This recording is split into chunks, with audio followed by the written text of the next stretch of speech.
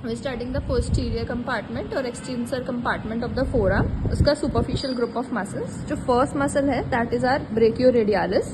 Brachioradialis originates from the lateral supraepicondylar ridge of the humerus and the lateral intermuscular septum of the arm, and it inserts in proximal to the styloid process of the radius.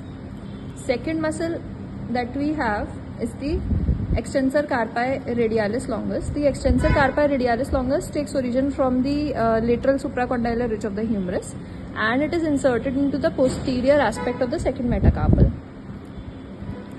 Third muscle that we have is the extensor carpi radialis brevis. It takes origin from the lateral epicondyle of the humerus and inserts into the extensor expansion of digit 4 to 5.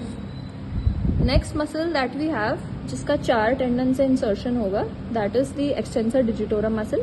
Similarly, takes origin from the lateral epicondyle of humerus and inserts by the extensor expansion of digits 2 to 5.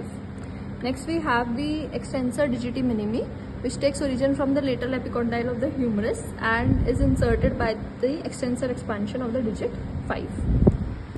Next we have is the extensor carpi ulnaris, which takes origin from the lateral epicondyle of the humerus, posterior border of the ulna, and inserts into the base of the fifth metacarpal bone.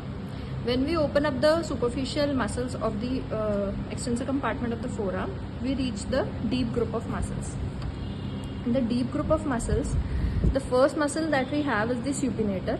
The supinator takes origin from the lateral epicondyle of the humerus, the radial collateral ligament, the annular ligament, and the supinator crest of the ulna, and it is inserted into the lateral posterior and the anterior surface of the proximal third of the radius. Next we have the abductor pollicis longus muscle. The abductor pollicis, this is the abductor pollicis longus muscle. The abductor pollicis longus muscle takes origin from the posterior surface of the proximal half of the radius ulna and the interosseous membrane, and is inserted into the base of the metacarpal bone, first metacarpal bone. Next we have the extensor pollicis brevis, which takes origin from the posterior surface of the distal third of the radius and is inserted distal third of the radius and inserted into the proximal aspect of the base of proximal phalanx of the thumb. Next we have the extensor pollicis longus muscle. This is extensor pollicis longus muscle.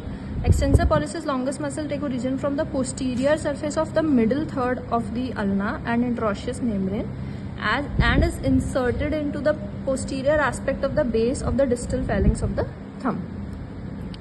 Lastly, we have the extensor indicis muscle. This is extensor indicis muscle, which takes origin from the posterior surface of distal third of the ulna.